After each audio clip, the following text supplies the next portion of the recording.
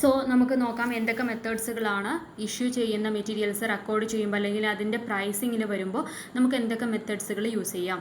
മെയിനായിട്ട് 3 മെത്തേഡ്സുകളാണുള്ളത്. Cost price or actual cost method, then average price or average cost method, then notional price method. അതിൽ first വണ്ണിൽ വരുന്നതാണ് FIFO method, means first in first out, then LIFO last in first out, base stock method, specific price method, then highest in first out method, then next in first out method. ഇതിൽ first in first ഔട്ടും last in first ഔട്ടും ആണ് നമുക്ക് സിലബസിൽ പഠിക്കാനുള്ളത്. Then second കാറ്റഗറിയിൽ വരുന്നത് average price method. അതിൽ വരുന്നത് simple average method, weighted average method, periodic simple average method, periodic weighted average method, moving simple average method, moving weighted average method. ഇതിലും നമുക്ക് ഫസ്റ്റ് 2 സിമ്പിൾ ആവറേജ് മെത്തേഡും വെയ്റ്റഡ് ആവറേജ് മെത്തേഡുമാണ് നമ്മുടെ സിലബസിലുള്ളത്. ദെൻ നോഷണൽ പ്രൈസ് മെത്തേഡിൽ standard price, inflated price, market price, reuse price. അപ്പോൾ ഇത്രയും പ്രൈസുകൾ total ഒരു പ്രൈസ് ചെയ്യാൻ വേണ്ടിയിട്ട് നമുക്ക് മൊത്തത്തിൽ അവൈലബിൾ ആയിട്ടുള്ള ഉണ്ട്. അതിൽ ഈ എല്ലാ മെത്തേഡുകളും നമുക്ക് പഠിക്കാനില്ല. നമുക്ക് ഈ 4 മെത്തേഡുകൾ first in first out, last in first out, simple average and weighted average മെത്തേഡുകളാണുള്ളത്. അപ്പോൾ അത് നമുക്ക് പഠിക്കാം. First one first in first out. അപ്പോൾ അതിൻ്റെ പേരിൽ തന്നെ ഉണ്ട്, ആദ്യം വന്നിട്ടുള്ളത് ആദ്യം ഇഷ്യൂ ചെയ്യുന്നു. Under this method, materials are issued in the order in which they are received in the stores. അപ്പം ഞാൻ നേരത്തെ പറഞ്ഞ എക്സാമ്പിളിൽ മാർച്ച് 1 വന്നു മെറ്റീരിയൽ, മാർച്ച് 2 വന്നു, മാർച്ച് 3 വന്നു. സപ്പോസ് മാർച്ച് 10 ഫസ്റ്റത്തെ ഇഷ്യൂ ഉണ്ടായിട്ടുള്ളതെന്ന് വിചാരിക്കുക. അങ്ങനെയാണെങ്കിൽ നമ്മൾക്ക് ഇതുവരെ ഇത്രയും ദിവസങ്ങളിൽ വന്ന മെറ്റീരിയൽസ് ഉണ്ട്. അപ്പോൾ അതിൽ ഇഷ്യൂ ചെയ്യുമ്പോൾ നമ്മൾ എല്ലാ മെറ്റീരിയൽസും സെയിം തന്നെയായിരിക്കും. പക്ഷേ അതിൻ്റെ പ്രൈസ് നമ്മൾ ഏത് പ്രൈസാണ് എടുക്കുക? മാർച്ച് 1 എത്ര രൂപയ്ക്കാണോ നമ്മൾ വാങ്ങിയിട്ടുള്ളത് അത്രയും രൂപയ്ക്കായിരിക്കും നമ്മൾ ഇഷ്യൂ ചെയ്യുന്നതായിട്ട് കാണിക്കാം, റെക്കോർഡ് ചെയ്യാം. Then material received first are issued first. After completion of first lot, the second lot is issued and so on. ആദ്യത്തെ ലോട്ട് കഴിഞ്ഞാൽ അതിനനുസരിച്ച് നെക്സ്റ്റ് ലോട്ട് എടുക്കുന്നു, അതിൻ്റെ ശേഷം നെക്സ്റ്റ് നോട്ട്, അങ്ങനെ നമുക്ക് വന്ന ഓർഡറിലായിരിക്കും നമ്മൾ ഇഷ്യൂ ചെയ്യുന്നത്. അതിനെയാണ് first in first out method എന്ന് പറയുന്നത്. അപ്പോൾ നമ്മുടെ ക്ലോസിംഗ് സ്റ്റോക്ക് എങ്ങനെയായിരിക്കും നമ്മൾ വാല്യൂ ചെയ്യുക? Closing stock is valued at latest price. എന്താ ക്ലോസിംഗ് സ്റ്റോക്ക് എന്ന് പറയുന്നത്? Stock lie at site. Last എത്രയാണോ നമ്മളുടെ കയ്യിലുള്ള സ്റ്റോക്ക് എത്രയാണോ അതിനെയാണ് ക്ലോസിംഗ് സ്റ്റോക്ക് എന്ന് പറയുന്നത്. അപ്പോൾ ഫസ്റ്റ് ഇൻ ഫസ്റ്റ് ഔട്ട് മെത്തേഡിൽ ക്ലോസിംഗ് സ്റ്റോക്ക് എന്ന് പറയുന്നത് ലേറ്റസ്റ്റ് പ്രൈസിലായിരിക്കും വാല്യൂ ചെയ്യുക. ഇതിനെ പറയുന്ന വേറൊരു മെത്തേഡാണ് original cost method.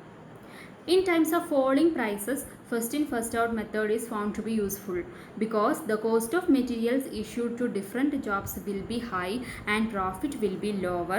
This reduces the tax liability. നമ്മൾ നേരത്തെ പറഞ്ഞു പല സിറ്റുവേഷനിൽ നമുക്ക് പല മെത്തേഡുകളും യൂസ് ചെയ്യാം.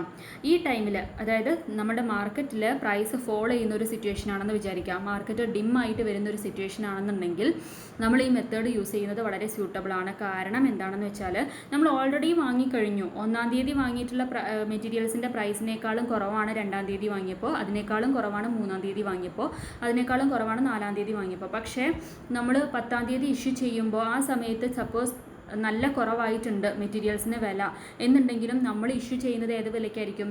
ആദ്യത്തെ വിലയ്ക്ക്. അതായത് 1-ാം തീയതി ഏത് വിലയ്ക്കാണോ വാങ്ങിയിട്ടുള്ളത് ആ വിലയ്ക്കായിരിക്കും നമ്മൾ ഇഷ്യൂ ചെയ്യുന്നത്. അപ്പോൾ ഫോളിംഗ് പ്രൈസിൻ്റെ സിറ്റുവേഷനിൽ നമ്മൾ കോസ്റ്റ് ഓഫ് മെറ്റീരിയൽസ് ഇഷ്യൂ ചെയ്യുന്നത് ഹൈ ആയിട്ട് കാണിക്കുകയാണെന്നുണ്ടെങ്കിൽ നമ്മളുടെ പ്രോഫിറ്റ് കുറവായിരിക്കും. ഈ പ്രോഫിറ്റ് എന്ന് പറയുന്നത് റെക്കോർഡിക്കലി നമ്മൾ കാണിക്കുന്ന പ്രോഫിറ്റാണ്, ആക്ച്വൽ പ്രോഫിറ്റ് അല്ല. നമ്മൾ പ്രോഫിറ്റ് ആൻഡ് ലോസ് അക്കൗണ്ടിൽ കാണിക്കുന്നത് ആക്ച്വലി നമുക്ക് എത്രയാണോ നമ്മളുടെ ഇൻകം അല്ലെങ്കിൽ എക്സ്പെൻസ് അതിൻ്റെയൊക്കെ ഡിഫറൻസിനെയാണ് നമ്മൾ പ്രോഫിറ്റ് എന്ന് പറയുന്നത്. അപ്പോൾ ഈ പ്രോഫിറ്റ് നമ്മൾ കാണിക്കുന്നത് ഓട്ടോമാറ്റിക്കലി എന്തായിരിക്കും? കുറവായിട്ടായിരിക്കും വരിക. അതിലൂടെ നമുക്ക് ടാക്സ് ലയബിലിറ്റിയും കുറയ്ക്കാൻ പറ്റും. അതുകൊണ്ട് first in first out method falling price സിറ്റുവേഷനിൽ ഏറ്റവും സ്യൂട്ടബിൾ ആയിട്ടുള്ളൊരു മെത്തേഡാണ്. Then ഇതിൻ്റെ advantages: simple and easy to operate, materials are issued at actual cost, hence there is no unrealised profit or loss. ഇവിടെ നമുക്ക് എത്ര രൂപയ്ക്കാണോ വാങ്ങിയിട്ടുള്ളത് ആ രൂപ നമ്മൾ കറക്റ്റായിട്ട് കാണിക്കുന്നുണ്ട്. അതുകൊണ്ട് ഇവിടെ അൺറിയലൈസ്ഡ് പ്രോഫിറ്റ് ഓർ ലോസ് വരുന്നില്ല. അതായത് നമ്മൾ ആവറേജ് പ്രൈസ് മെത്തേഡിലോ അല്ലെങ്കിൽ നോഷണൽ പ്രൈസ് നമ്മൾ അസ്യൂം ചെയ്തിട്ടുള്ള ഒരു പ്രൈസിലൊന്നുമല്ല ഇവിടെ കാണിക്കുന്നത്, ആക്ച്വൽ കോസ്റ്റ് മെത്തേഡിലാണ്. Then closing stock is valued at market price. നമുക്കറിയാം ഫസ്റ്റ് ഇൻ ഫസ്റ്റ് ഔട്ട് മെത്തേഡിൽ ഞാൻ നേരത്തെ പറഞ്ഞു ക്ലോസിംഗ് സ്റ്റോക്ക് അപ്പോൾ ലേറ്റസ്റ്റ് പ്രൈസിലായിരിക്കും റെക്കോർഡ് ചെയ്യുക. അതായത് അന്നത്തെ മാർക്കറ്റിലുള്ള വില എന്താണോ ആ വിലയിലായിരിക്കും ക്ലോസിംഗ് സ്റ്റോക്ക് റെക്കോർഡ് ചെയ്യുക. അതുകൊണ്ട് വാല്യൂ സ്റ്റോക്ക് എന്ന് പറയുന്നത് റിയലിസ്റ്റിക് ആയിരിക്കും. നമ്മൾ പഠിച്ചിട്ടുണ്ടല്ലോ, ക്ലോസിംഗ് സ്റ്റോക്ക് എന്ന് പറയുന്നത് മാർക്കറ്റ് വാല്യൂലായിരിക്കും വാല്യൂ ചെയ്യുക. ഏത് വിലയാണോ കൂടുതലായിട്ടുള്ളത് ആ വിലയിലായിരിക്കും നമ്മൾ റെക്കോർഡ് ചെയ്യാം. In conditions of falling prices the method give better result. Then ഇതിൻ്റെ ഡിസഡ്വാൻറ്റേജസ് എന്ന് പറയുന്നത് പോസിബിലിറ്റി ഓഫ് ക്ലറിക്കൽ എറേഴ്സ് വരാനുള്ള സാധ്യത ഉണ്ട്. കാരണം നമ്മളിപ്പോൾ ഈ പറഞ്ഞ എക്സാമ്പിൾ ഒരു സിമ്പിളായിട്ടുള്ള എക്സാമ്പിളാണ്. പക്ഷേ ഒരു ദിവസം തന്നെ നമുക്ക് മൾട്ടിപ്പിൾ പർച്ചേസസ് ഉണ്ടായിട്ടുണ്ടെന്നുണ്ടെങ്കിൽ നമുക്ക് പല എമൗണ്ടിൽ പല റുപ്പീസിൽ നമ്മൾ വാങ്ങിച്ചിട്ടുണ്ട്. അത് നമ്മൾ കുറേ ദിവസങ്ങൾ കഴിഞ്ഞിട്ട് ഇഷ്യൂ ചെയ്യുന്ന സമയത്ത് നമ്മൾ പ്രീവിയസ് ഡേറ്റിലുള്ളത് ഇത് കറക്റ്റായിട്ട് നോക്കിയിട്ട് കറക്റ്റ് ക്വാണ്ടിറ്റി നോക്കണം. ആ ക്വാണ്ടിറ്റി കഴിഞ്ഞിട്ടുണ്ടെങ്കിൽ അടുത്ത ക്വാണ്ടിറ്റി എടുക്കണം. അപ്പോൾ അതൊക്കെ നമ്മൾ പ്രോബ്ലം ചെയ്യുന്ന അത് നിങ്ങൾക്ക് പ്രോബ്ലം ചെയ്യുന്ന സമയത്ത് മനസ്സിലാവും. പ്രോബ്ലം ചെയ്യുമ്പോൾ വളരെയധികം ക്ലറിക്കൽ എറേഴ്സ് വരാനുള്ള സാധ്യതയുണ്ട്. Issue price does not reflect the current market conditions. Issue price എന്ന് പറയുന്നത് ഇപ്പോൾ 10-ാം തീയതി ഇഷ്യൂ ചെയ്യുമ്പോൾ നമ്മൾ 1-ാം തീയതിത്തെ വിലയാണ് കാണിക്കുന്നത്. അതുകൊണ്ട് അന്ന് കാണിക്കുന്ന വില എന്ന് പറയുന്നത് അന്നത്തെ മാർക്കറ്റ് കണ്ടീഷൻസിനെ ആ വിലയായിട്ട് റിഫ്ലക്റ്റ് ചെയ്യുന്നില്ല, അല്ലെങ്കിൽ അതിനായിട്ട് ബന്ധമില്ല. Then comparison of different jobs using the same material becomes sometimes difficult. ഈ മെത്തേഡിൻ്റെ ഒരു ഡിഫിക്കൽട്ടി, ഒരു ഡിമെറിറ്റ് എന്ന് പറയുന്നത് എന്താ വെച്ചാൽ നമുക്ക് വെവ്വേറെ ഒരേ എന്താ പറയുക പ്രോഡക്റ്റ്, ഒരേ മെറ്റീരിയൽ നമ്മൾ ഡിഫറെൻറ്റ് ജോബിന് യൂസ് ചെയ്യുന്നുണ്ടെന്ന് വിചാരിക്കുക. അപ്പോൾ ആ മെറ്റീരിയലിനെ തമ്മിൽ അതിൻ്റെ കോസ്റ്റ് നമുക്ക് കമ്പയർ ചെയ്യാൻ ബുദ്ധിമുട്ടായിരിക്കും. അതായത് ഇപ്പോൾ ഒരു ജോബിന് ഒരു പ്രോഡക്റ്റ് എക്സ് എന്ന് പറയുന്ന പ്രോഡക്റ്റ് പ്രൊഡ്യൂസ് ചെയ്യാൻ നമ്മൾ യൂസ് ചെയ്യുന്ന മെറ്റീരിയൽസ് ഇതേ മെറ്റീരിയൽസ് തന്നെ പ്രോഡക്റ്റ് വൈക്കും നമ്മൾ യൂസ് ചെയ്യുന്നുണ്ട്. പക്ഷേ നമ്മൾ ഡിഫറെൻറ്റ് ടൈമിൽ വാങ്ങിയിട്ടുള്ള മെറ്റീരിയൽസ് ആയിരിക്കും ഇവർക്ക് ഇഷ്യൂ ചെയ്യുന്നത്. അപ്പോൾ ഒരേ ദിവസം തന്നെ ചിലപ്പോൾ ഇഷ്യൂ നടത്തുന്നുണ്ടെങ്കിലും ആദ്യത്തെ ഡിപ്പാർട്ട്മെൻറ്റിലേക്ക് കിട്ടിയിട്ടുള്ള മെറ്റീരിയൽസും രണ്ടാമത്തെ ഡിപ്പാർട്ട്മെൻറ്റിലേക്ക് കിട്ടിയിട്ടുള്ള മെറ്റീരിയൽസും സെയിം തന്നെ ആയിരിക്കും. എന്നാലും അതിൻ്റെ പ്രൈസിൽ ചിലപ്പോൾ വ്യത്യാസം ഉണ്ടായിരിക്കും. അപ്പോൾ അതുകൊണ്ട് നമുക്ക് കമ്പാരിസൺ പോസിബിൾ അല്ല. Then unsuitable in times of rising prices. Price കൂടി വരുന്നൊരു സിറ്റുവേഷൻ ആണെന്നുണ്ടെങ്കിൽ first in first out suitable ആയിട്ടുള്ള ഒരു മെത്തേഡല്ല. സോ നമുക്കൊരു പ്രോബ്ലം ചെയ്ത് നോക്കാം. ഇവിടെ ഞാൻ ക്വസ്റ്റ്യനും ആൻസറും, ഇത് ടെക്സ്റ്റിലുള്ള ഒരു പ്രോബ്ലം തന്നെയാണ്, ക്വസ്റ്റ്യനും ആൻസറും അറ്റ് എ ടൈമിൽ കൊടുത്തിട്ടുണ്ട്. അതെന്താണെന്ന് വെച്ചാൽ ഞാൻ സെപ്പറേറ്റ് വരച്ചിട്ട് പറയുന്നതിനേക്കാളും നല്ലത് നിങ്ങൾക്ക് ഇതിൽ കാണിച്ചു തരികയാണെന്നുണ്ടെങ്കിൽ ഒന്നും കൂടെ ക്ലാരിറ്റി ഉണ്ടായിരിക്കും. അപ്പോൾ ഫസ്റ്റ് ഇൻ ഫസ്റ്റ് ഔട്ടിൻ്റെ ആണെങ്കിലും ലാസ്റ്റ് ഇൻ ഫസ്റ്റ് ഔട്ട് ആണെങ്കിലും നമുക്ക് ക്വസ്റ്റ്യൻ ഇങ്ങനെയാണ് തരിക. എന്തൊക്കെയാണ് ഐറ്റംസ്, ഓരോ ദിവസം നടന്ന ട്രാൻസാക്ഷൻസ് എന്തൊക്കെയാണെന്നുള്ളത് കറക്റ്റായിട്ട് നമുക്ക് തരും. അതായത് ഇപ്പോൾ ജനുവരി 1 നടന്ന ട്രാൻസാക്ഷൻ, ജനുവരി 3, 5, 7, 10, 12, 15, 16, 25, 31 വരെ, അതായത് ജനുവരി മാസം കംപ്ലീറ്റ് നടന്നിട്ടുള്ള ട്രാൻസാക്ഷൻസ് ആണ് നമുക്ക് ഈ തന്നിട്ടുള്ളത്. അതിൽ അപ്പോൾ ഓരോ ദിവസത്തെ ട്രാൻസാക്ഷൻസും നമ്മൾ എടുത്തിട്ട് എന്ത് ചെയ്യണം, റെക്കോർഡ് ചെയ്യണം. ഈ റെക്കോർഡ് ചെയ്യുന്നത് സ്റ്റോഴ്സ് ലെഡ്ജറിലാണ്. നമ്മൾ സ്റ്റോഴ്സ് ലെഡ്ജർ പഠിച്ചിട്ടുണ്ടായിരുന്നു മുന്നേ. ഈ റെക്കോർഡ് ചെയ്യുന്ന മെറ്റീരിയൽസ് റെക്കോർഡ് ചെയ്യുന്ന ലെഡ്ജറിനെയാണ്, കോസ്റ്റിംഗ് ഡിപ്പാർട്ട്മെൻറ്റ് മെയിൻറ്റെയിൻ ചെയ്യുന്ന പിന്നെ ഡോക്യുമെൻറ്റിനെയാണ് സ്റ്റോഴ്സ് ലെഡ്ജർ എന്ന് പറയുന്നത്. സോ നമ്മൾ സ്റ്റോഴ്സ് ലെഡ്ജർ ഹെഡിങ് ഏത് മെത്തേഡാണോ നമ്മൾ യൂസ് ചെയ്യുന്നത് ആ മെത്തേഡ് എഴുതുക. അപ്പോൾ ഫസ്റ്റ് ഇൻ ഫസ്റ്റ് ഔട്ട് ആണെങ്കിൽ അത്, ആവറേജ് സ്റ്റോക്ക് മെത്തേഡ് ആണെങ്കിൽ അത്, വെയിറ്റിംഗ് ആവറേജ് മെത്തേഡ് ആണെങ്കിൽ അത്. ചിലപ്പോൾ നമുക്ക് എസ് എ ക്വസ്റ്റ്യൻസ് ഒരേ ക്വസ്റ്റ്യൻ 4 മെത്തേഡിലും ചെയ്യാൻ വേണ്ടി വരും, അല്ലെങ്കിൽ 2 മെത്തേഡിൽ ഫസ്റ്റ് ഇൻ ഫസ്റ്റ് ഔട്ടിലും ലാസ്റ്റ് ഇൻ ഫസ്റ്റ് ഔട്ടിലും ചെയ്യാൻ വേണ്ടി തരും. അങ്ങനെയാണെങ്കിൽ നമ്മൾ സ്റ്റോഴ്സ് ലെഡ്ജർ അക്കൗണ്ട് ബ്രാക്കറ്റിൽ മെത്തേഡ് ഏതാണെന്ന് വെച്ചാൽ അത് എഴുതുക.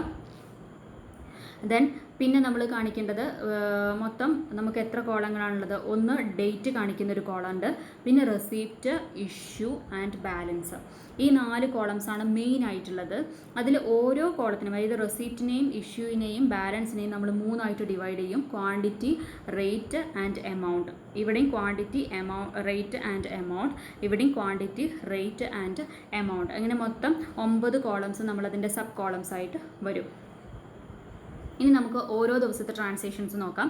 ഫസ്റ്റ് ജനുവരി 1 എന്താ നടന്നിട്ടുള്ളത്, ഓപ്പണിംഗ് സ്റ്റോക്ക്, അതായത് ഡിസംബർ ലാസ്റ്റിലുള്ള സ്റ്റോക്കിൻ്റെ ക്ലോസിംഗ് സ്റ്റോക്ക് നമുക്ക് ഓപ്പണിംഗ് ആയിട്ട് ഇവിടെ വരും.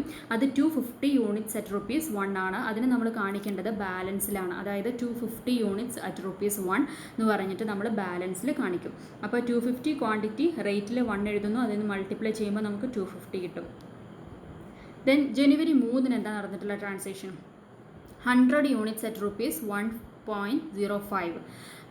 അപ്പോൾ അത് നമ്മൾ റെസീറ്റിൽ കാണിക്കും, അതായത് പർച്ചേസ് ചെയ്തിട്ടുള്ളതാണ്. അപ്പോൾ റെസീപ്റ്റിൽ 100 യൂണിറ്റ്സ്, 100 ക്വാണ്ടിറ്റി, 1.05 അത് മൾട്ടിപ്ലൈ ചെയ്യുന്ന സമയത്ത് 105 കിട്ടും.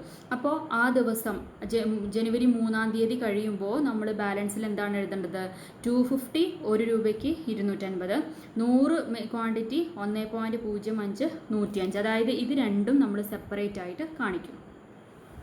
ഇനി ജനുവരി 5-ാം തീയതി എന്താ നടന്നിട്ടുള്ളത്? ജനുവരി 5-ാം തീയതിയും പർച്ചേസ് ആണ് നടന്നിട്ടുള്ളത്. 200 യൂണിറ്റ്സ് ആണ്. അപ്പോൾ അവിടെയും നമ്മൾ 200 യൂണിറ്റ്സ് 1.05, അവിടെയും 1.05 ആണ് വന്നിട്ടുള്ളത്. സോ അന്നും ബാലൻസിൽ നമ്മൾ എങ്ങനെ എഴുതുക? 250 1 രൂപയ്ക്ക്, പിന്നെ നമ്മൾ 100 1.5 ഇവിടെ 200 ഉണ്ട്, മൊത്തം 1.05 ആണ്. റേറ്റ് സെയിം ആണ്, അതുകൊണ്ട് 100 + 200 300 ക്വാണ്ടിറ്റി 1.05, മൊത്തം 315. അപ്പോൾ ഇതിന് രണ്ട് റേറ്റിലുള്ളത് സെപ്പറേറ്റ് ആയിട്ട് കാണിക്കും. ഒരേ റേറ്റ് തന്നെയാണെന്നുണ്ടെങ്കിൽ അതിൻ്റെ ക്വാണ്ടിറ്റി ആഡ് ചെയ്തിട്ട് മൾട്ടിപ്ലൈ ചെയ്തിട്ട് കാണിക്കുന്നു. ഓക്കെ, ദെൻ നെക്സ്റ്റ് ഇഷ്യൂ നടക്കുമ്പോൾ ശ്രദ്ധിക്കുക. ജനുവരി 7-ാം തീയതിയാണ് ഇഷ്യൂ നടക്കുന്നത്. ഇഷ്യൂ നടക്കുമ്പോൾ 400 യൂണിറ്റ്സുകളാണ് ഇഷ്യൂ ചെയ്യുന്നത്. അപ്പോൾ ഇവിടെ നോക്കുക, 400 യൂണിറ്റുകൾ ഇഷ്യൂ ചെയ്യുമ്പോൾ നമുക്ക് എന്തൊക്കെയാണ് ഉള്ളത്? കഴിഞ്ഞ മാസത്തെ ബാലൻസ് 250 യൂണിറ്റ്സ് നമ്മുടെ കയ്യിലുണ്ട്. 3-ാം തീയതി 100 യൂണിറ്റ്സ് പർച്ചേസ് ചെയ്തിട്ടുണ്ട്. 5-ാം തീയതി 200 യൂണിറ്റ്സും പർച്ചേസ് ചെയ്തിട്ടുണ്ട്. നമ്മളിപ്പോൾ 400 ആണ് ഇഷ്യൂ ചെയ്യേണ്ടത്. സോ ആ 400-ൽ 250 ആദ്യം ഓപ്പണിംഗ് സ്റ്റോക്കിൻ്റെ എടുക്കും, 250 1 രൂപയ്ക്ക്. ദെൻ പിന്നെ എത്രയാണ് വേണ്ടത്? 150 ബാലൻസ് വേണ്ടത്. അപ്പോൾ 100 യൂണിറ്റ്സ് 3-ാം തീയതി പർച്ചേസ് ചെയ്തതിൽ നിന്ന് എടുക്കും, 200 യൂണിറ്റ്സ് നിന്ന് 50 എടുക്കും, മൊത്തം 250 യൂണിറ്റ്സ് 1.05. അപ്പോൾ ഇവിടെ നമുക്ക് 157.50. ഇത് രണ്ടുമാണ് നമ്മൾ ഇഷ്യൂ ചെയ്തിട്ടുള്ളത്. ഓക്കെ, അപ്പോൾ ഇഷ്യൂ ചെയ്തിട്ടുള്ള സെപ്പറേറ്റ് വന്നു. ഇനി അന്നത്തെ ബാലൻസ് നമ്മൾ കാണിക്കണം. ബാലൻസ് കാണിക്കുമ്പോൾ ശ്രദ്ധിക്കുക, ആദ്യത്തെ ഓപ്പണിംഗ് സ്റ്റോക്ക് കംപ്ലീറ്റ് ആയിട്ട് കഴിഞ്ഞു. 3-ാം തീയതി പർച്ചേസ് ചെയ്തിട്ടുള്ള 100 യൂണിറ്റ്സ് കംപ്ലീറ്റ് ആയിട്ട് കഴിഞ്ഞു. ഈ 5-ാം തീയതി പർച്ചേസ് ചെയ്തിട്ടുള്ള 200 യൂണിറ്റ്സിൽ 50 യൂണിറ്റ്സ് നമ്മൾ ഓൾറെഡി യൂസ് ചെയ്തു. ബാക്കി എത്ര ഉണ്ടായിരിക്കും? 150 യൂണിറ്റ്സ് 1.05, 157 രൂപ. ഇതായിരിക്കും അന്നത്തെ ദിവസം ബാലൻസ് ഉണ്ടാകുക. 7-ാം തീയതിയുള്ള ബാലൻസ് അത്ര ക്വാണ്ടിറ്റി ആയിരിക്കും ഉണ്ടാവുക. ദെൻ 10-ാം തീയതി പർച്ചേസ് ചെയ്തു 400 യൂണിറ്റ്സ് 1.20. അപ്പോൾ അവിടെ 10-ാം തീയതി നമ്മൾ റെസീപ്റ്റിൽ കാണിക്കുന്നു 400 യൂണിറ്റ്സ്. ദെൻ 12-ാം തീയതി ഇഷ്യൂ ചെയ്തു 150 യൂണിറ്റ്സ്. അപ്പോൾ 12-ാം തീയതി നമ്മൾ 150 യൂണിറ്റ്സ് ഇഷ്യൂ ചെയ്യുമ്പോൾ ആദ്യം നമ്മളുടെ ബാലൻസിൽ എന്തൊക്കെയാണുള്ളതെന്ന് നോക്കുക. 10-ാം തീയതി ഉള്ള 400 ഉണ്ട്, അതിൻ്റെ മുന്നേ 150 ഉണ്ട്. അപ്പോൾ ആദ്യത്തെ 150 കംപ്ലീറ്റ് ആയിട്ട് നമ്മൾ ഇഷ്യൂ ചെയ്യുന്നു. ദെൻ പിന്നെ നമ്മൾ എത്രയാണ് ഇഷ്യൂ ചെയ്യുന്നു. ദെൻ 15-ാം തീയതി വീണ്ടും ഇഷ്യൂ നടന്നിട്ടുണ്ട് 100 യൂണിറ്റ്സ്. അപ്പോൾ 15-ാം തീയതിയുള്ള 100 യൂണിറ്റ്സ് നമ്മൾ ഈ 400-ൽ നിന്നാണ് എടുക്കുന്നത് 100 യൂണിറ്റ്സ്. അപ്പോൾ അന്നത്തെ ദിവസം ബാലൻസ് 300 യൂണിറ്റ്സ് ആണ് ഉണ്ടായിരിക്കുക. ദെൻ 16-ാം തീയതി പർച്ചേസ് ചെയ്തു, 25-ാം തീയതിയും പർച്ചേസ് ചെയ്തു, 31-ാം തീയതി ഇഷ്യൂ നടത്തി 300 യൂണിറ്റ്സ്. ആ 300 യൂണിറ്റ്സ് ഇഷ്യൂ നടത്തിയത്. അപ്പോൾ തൊട്ട് നമ്മൾ നോക്കുക അന്നത്തെ ബാലൻസുകൾ എത്രയൊക്കെയുള്ള 300 100 200. അപ്പോൾ ആദ്യത്തെ 300 1.20 അതായിരിക്കും നമ്മൾ ആദ്യം ബാലൻസ് ചെയ്യുക, ആദ്യം ഇഷ്യൂ ചെയ്യുക. അപ്പോൾ 31-ാം തീയതി അവസാനിക്കുമ്പോൾ നമ്മളുടെ ബാലൻസ് എന്തൊക്കെയുള്ളത്? 100 യൂണിറ്റ്സ് 1 രൂപയ്ക്കും 200 യൂണിറ്റ്സ് 1.25 പൈസയ്ക്കുമാണുള്ളത്. അപ്പോൾ അന്നത്തെ ക്ലോസിംഗ് സ്റ്റോക്ക് എന്ന് പറയുന്നത്, ഈ മാസത്തെ ക്ലോസിംഗ് സ്റ്റോക്ക് എന്ന് പറയുന്നതാണ് ഇവിടെ ഞാൻ കാണിച്ചിട്ടുള്ളത്. വാല്യൂ ഓഫ് ക്ലോസിംഗ് സ്റ്റോക്ക് എന്ന് പറയുന്നത് 100 യൂണിറ്റ്സ് അറ്റ് ₹1, 200 യൂണിറ്റ്സ് അറ്റ് ₹125. അപ്പോൾ മൊത്തം 350 രൂപയാണ് value of closing stock FIFO method പ്രകാരം ഉണ്ടാവുക. അപ്പോൾ ഈ മെത്തേഡിൽ ശ്രദ്ധിക്കേണ്ട കാര്യങ്ങൾ നമ്മൾ കറക്റ്റായിട്ട് പർച്ചേസ് ചെയ്തത് റെക്കോർഡ് ചെയ്യുക. ബാലൻസ് എഴുതുന്ന സമയത്ത് അന്നത്തെ ദിവസം എന്തൊക്കെ ബാലൻസുകളാണോ ഉള്ളത് അത് കംപ്ലീറ്റ് ആയിട്ട് റെക്കോർഡ് ചെയ്യുക. അത് എത്ര രൂപയ്ക്കാണോ ഉള്ളത് അത് കറക്റ്റായിട്ട് അതിൻ്റെ കറസ്പോണ്ടിങ് ആയിട്ടുള്ള ക്വാണ്ടിറ്റിക്ക് നേരെ മാത്രം എഴുതുക. പിന്നെ ഇഷ്യൂ ചെയ്യുന്ന സമയത്ത് അതിൻ്റെ ഓർഡറിൽ ഏതാണോ ആദ്യം വന്നിട്ടുള്ളത് അതിനെയാണ് ആദ്യം നമ്മൾ ഇഷ്യൂ ചെയ്യേണ്ടത്. ആ ഒരു ഓർഡറിൽ ചെയ്തിട്ടുണ്ടെങ്കിൽ കറക്റ്റായിട്ട് നമ്മൾ നോക്കി ചെയ്യുകയാണെന്നുണ്ടെങ്കിൽ ഈ പ്രോബ്ലം തെറ്റില്ല. വളരെ സിമ്പിളായിട്ടുള്ള പ്രോബ്ലമാണ്. ഓക്കെ, ഇനി ഇവിടെ വരുന്ന കുറച്ച് സിറ്റുവേഷൻസ്, അതായത് നമ്മൾ നേരത്തെ പറഞ്ഞിട്ടുണ്ടായിരുന്നു pricing of returns to stores. അതായത് ഓൾറെഡി ഇഷ്യൂ ചെയ്തിട്ടുള്ള മെറ്റീരിയൽസ് റിട്ടേൺ വരികയാണെന്ന് വിചാരിക്കാം. നമ്മൾ ഓൾറെഡി ഇഷ്യൂ ചെയ്തിട്ടുള്ള ചിലപ്പോൾ സർപ്ലസ് കാരണമോ അല്ലെങ്കിൽ ഡിഫക്റ്റീവ് റീസൺസ് കാരണമോ മെറ്റീരിയൽസ് റിട്ടേൺ വരും. അങ്ങനെയാണെന്നുണ്ടെങ്കിൽ അത് നമ്മൾ പറഞ്ഞിട്ടുണ്ടായിരുന്നു മെറ്റീരിയൽ റിട്ടേൺഡ് എന്ന് പറയുന്ന ഒരു നോട്ടിലായിരിക്കും റെക്കോർഡ് ചെയ്യുക. അതെങ്ങനെയാണ്, എവിടെയാണ് ഈ ഫിഫോ മെത്തേഡ് പ്രകാരം ചെയ്യുമ്പോൾ നമ്മൾ എവിടെയാണ് റെക്കോർഡ് ചെയ്യുക?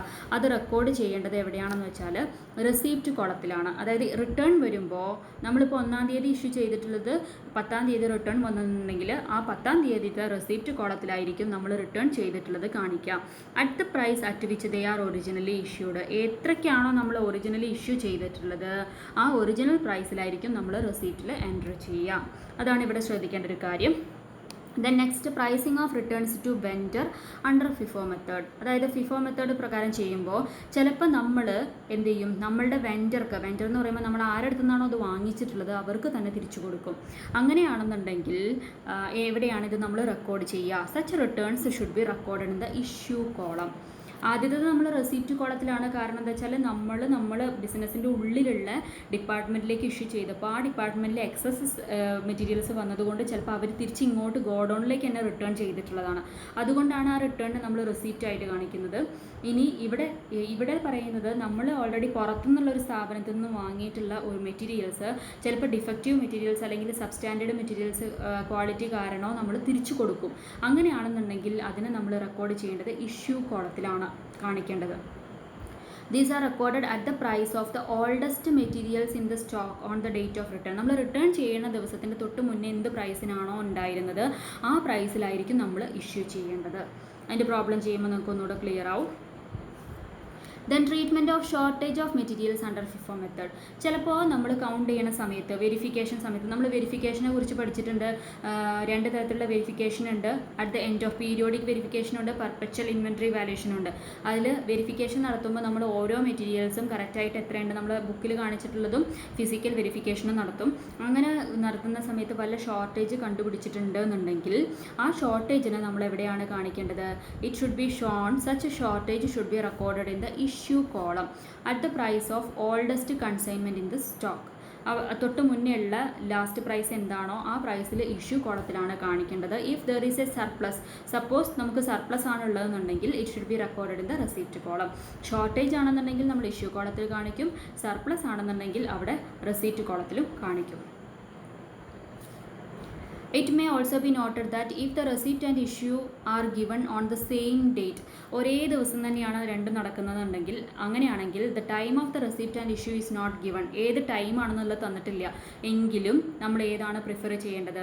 It is preferable to record the receipt first. റെസിപ്റ്റിനെയാണ് ആദ്യം എൻ്റർ ചെയ്യേണ്ടത്. അപ്പോൾ നമ്മൾ കൗണ്ട് ചെയ്യുന്ന സമയത്ത് വെരിഫൈ ചെയ്യുന്ന സമയത്ത് ഷോർട്ടേജും കാണിക്കുന്നുണ്ട്, പിന്നെ അതേപോലെ തന്നെ സർപ്ലസ് ഷോർട്ടേജ് ഓഫ് മെറ്റീരിയൽസ് ഉണ്ട്, സർപ്ലസ് ഓഫ് മെറ്റീരിയൽസ് ഉണ്ട്. അവിടെ if the receipt and issue are given on the same date, അതായത് നമ്മൾ return of pricing of returns to സ്റ്റോഴ്സോ അല്ലെങ്കിൽ റിട്ടേൺ ടു വെൻഡറോ അല്ലെങ്കിൽ ഷോർട്ടേജ് ഓഫ് മെറ്റീരിയൽസ്, ഈ മൂന്ന് സിറ്റുവേഷനും വരാം. ഈ മൂന്ന് സിറ്റുവേഷനും വരുന്നത് സപ്പോസ് നമുക്ക് ഒരേ ഡേറ്റിൽ തന്നെ റെസിപ്റ്റും ഇഷ്യൂം വരുന്നുണ്ടെന്നുണ്ടെങ്കിൽ നമ്മൾ പ്രിഫറബിളി ആദ്യം ഏതിനെയാണ് കാണിക്കേണ്ടത്? റെസിപ്റ്റിനെയാണ് കാണിക്കേണ്ടത്.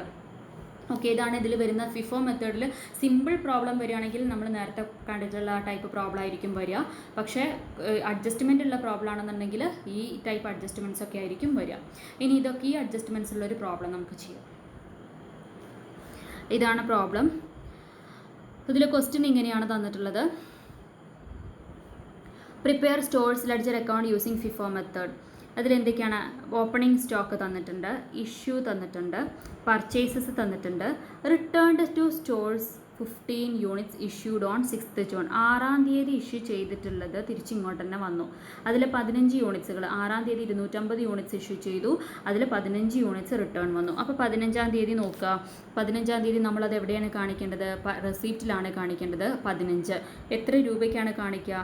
250 എത്ര രൂപയ്ക്കാണോ ഇഷ്യൂ ചെയ്തിട്ടുള്ളത്? 200 രൂപയ്ക്കാണ് ഇഷ്യൂ ചെയ്തിട്ടുള്ളത്. ആ 200 രൂപയ്ക്ക് തന്നെയാണ് ഇവിടെ കാണിക്കുക. Okay, then issue 150 units, purchased 240 units at rupees 190, issue 300, purchased 320 units at 190, purchased 200 units at 170. അതൊന്നും അഡ്ജസ്റ്റ്മെൻറ്റിൽ നേരത്തെ നമ്മൾ ചെയ്തതുപോലെ ചെയ്യുക. then issued 115 units, then returned to vendor 50 units purchased on 24th June. 24-ാം തീയതി നമ്മൾ പർച്ചേസ് ചെയ്തിട്ടുള്ള 320 മെറ്റീരിയൽസിൽ 50 യൂണിറ്റ്സുകൾ നമ്മൾ തിരിച്ചു കൊടുത്തു. അങ്ങനെയാണെങ്കിൽ 27-ാം തീയതി നോക്കുക. റിട്ടേൺഡ് ടു വെൻഡർ എന്ന് പറയുന്നത് 50. ആ 50 ഏറ്റവും ലാസ്റ്റ് പ്രൈസ് എത്രയ്ക്കാണോ ഇഷ്യൂ ചെയ്തിട്ടുള്ളത്? 190 രൂപയ്ക്കാണ്. ആ റുപ്പീസിന് തന്നെയായിരിക്കും നമ്മളിവിടെ ഇഷ്യൂ ചെയ്യുക. ഓക്കെ, അതാണ് നമ്മൾ ലാസ്റ്റ് കൺസൈൻമെൻറ്റ് പ്രൈസ് എന്ന് പറഞ്ഞിട്ടുള്ളത്. Okay, then last stock audit showed a shortage of 100 units.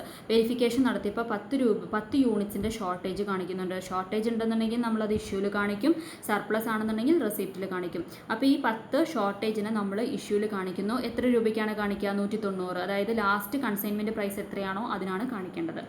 Okay, അപ്പോൾ ഈ ഇതിൽ നമുക്ക് എത്രയാണ് ക്ലോസിംഗ് സ്റ്റോക്ക് വരുന്നത്? ഇവിടെ നോക്കുക, ക്ലോസിംഗ് സ്റ്റോക്ക് എന്ന് പറയുന്നത് എത്രയാണ്? 100 യൂണിറ്റ്സ് 190, 270 യൂണിറ്റ്സ് 190, ദെൻ 200 യൂണിറ്റ്സ്. അപ്പോൾ ചിലപ്പോൾ പ്രോബ്ലം ചോദിക്കുന്ന സമയത്ത് നമ്മളോട് വാല്യുവേഷൻ ഓഫ് ക്ലോസിംഗ് സ്റ്റോക്കും പറയും. അപ്പോൾ ക്ലോസിംഗ് സ്റ്റോക്കിൻ്റെ വാല്യുവേഷൻ എന്ന് പറയുമ്പോൾ നമ്മൾ സെപ്പറേറ്റ് ആയിട്ട് ഒരു താഴെ ഈ ഇത് സ്റ്റോഴ്സ് ലെഡ്ജർ വരച്ച് കഴിഞ്ഞതിൻ്റെ താഴെയായിട്ട് വാല്യുവേഷൻ ഓഫ് ക്ലോസിംഗ് സ്റ്റോക്ക് എന്ന് പറഞ്ഞിട്ട് ഇങ്ങനെ എഴുതണം. എത്ര യൂണിറ്റ്സുകൾ എത്ര രൂപയ്ക്ക് എന്നുള്ളത്. അതായത് നമ്മൾ ലാസ്റ്റ് ഡേയിൽ കാണിക്കുന്ന ട്രാൻസാക്ഷൻ തന്നെയായിരിക്കും അതിൻ്റെ സം ടോട്ടൽ എഴുതിയിട്ട് കാണിക്കണം.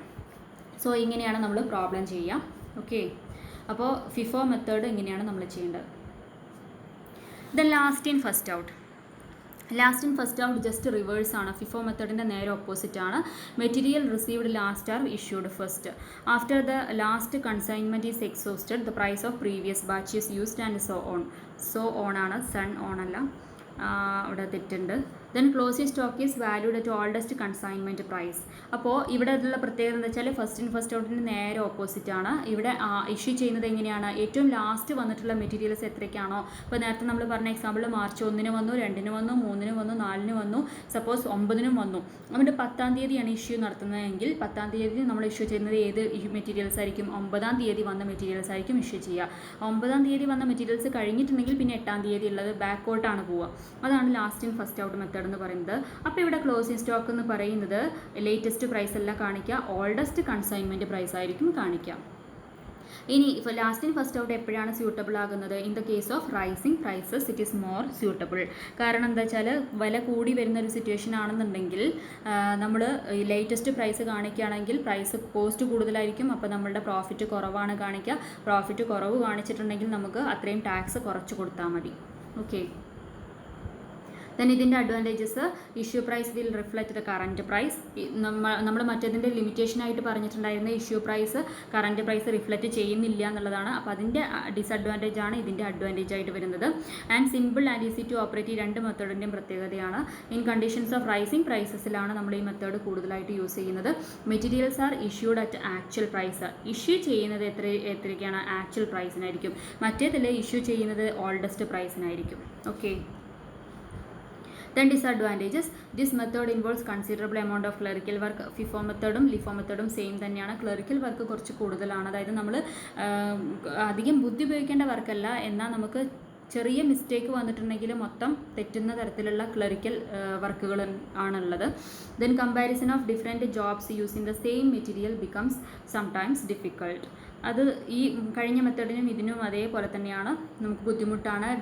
ഞാൻ നേരത്തെ പറഞ്ഞ എക്സാമ്പിളിൽ പറഞ്ഞ പോലെ 2 ഡിഫറെൻറ്റ് ഡിപ്പാർട്ട്മെൻറ്റിലേക്ക് മെറ്റീരിയൽസ് ഇഷ്യൂ ചെയ്തിട്ടുണ്ടെങ്കിൽ ആ 2 ഡിപ്പാർട്ട്മെൻറ്റുകളിലെ മെറ്റീരിയൽസിൻ്റെ കോസ്റ്റിൻ്റെ കെയർ ഓഫിൽ നമുക്ക് കമ്പയർ ചെയ്യാൻ പറ്റില്ല.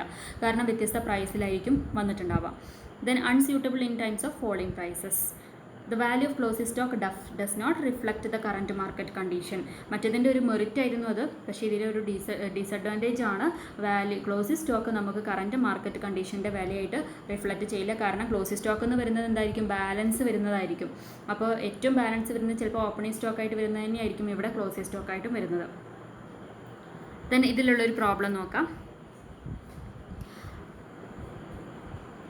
Opening balance 500 issue. അപ്പോൾ ഇത് ഓരോന്ന് നോക്കാം. ഓപ്പണിംഗ് ബാലൻസ് നമ്മൾ എങ്ങനെയാണ് കാണിക്കുന്നത്? ഓപ്പണിംഗ് ബാലൻസ് നമ്മൾ ബാലൻസിൽ കാണിക്കുന്നു 530. ഇഷ്യൂ ചെയ്യുന്നത് 70 കിലോ ആണ്. 70 കിലോ ഇഷ്യൂ ചെയ്യാന്ന് പറയുമ്പോൾ അപ്പോൾ നമുക്ക് എത്രയാണ് അവൈലബിൾ ആയിട്ടുള്ളത്? 500 ആണ്. അപ്പോൾ 30 രൂപയ്ക്ക് തന്നെ നമ്മൾ ഇഷ്യൂ ചെയ്യുന്നു. പിന്നെ 100 ഇഷ്യൂ ചെയ്യുന്നു, 80 ഇഷ്യൂ ചെയ്യുന്നു. അതൊക്കെ നമ്മൾ 30 രൂപയ്ക്ക് തന്നെയാണ്. കാരണം ഓപ്പണിംഗ് സ്റ്റോക്ക് 30 നമ്മളുടെ കയ്യിലുള്ള മെറ്റീരിയൽസ് ഉള്ളൂ. ദെൻ റിസീവ്ഡ് ഫ്രം വെൻഡർ 200 നമ്മൾ വീണ്ടും വാങ്ങിച്ചു. അപ്പോൾ 200 വാങ്ങിച്ചിട്ടുണ്ടെങ്കിൽ നമ്മൾ അവിടെ ബാലൻസ് എത്ര ഉണ്ടായിരിക്കും? 250, അതായത് 30 രൂപയ്ക്കുള്ളത് ഉണ്ടാകും. 200 28 രൂപയ്ക്കുള്ളതും ഉണ്ടാവും. Then next return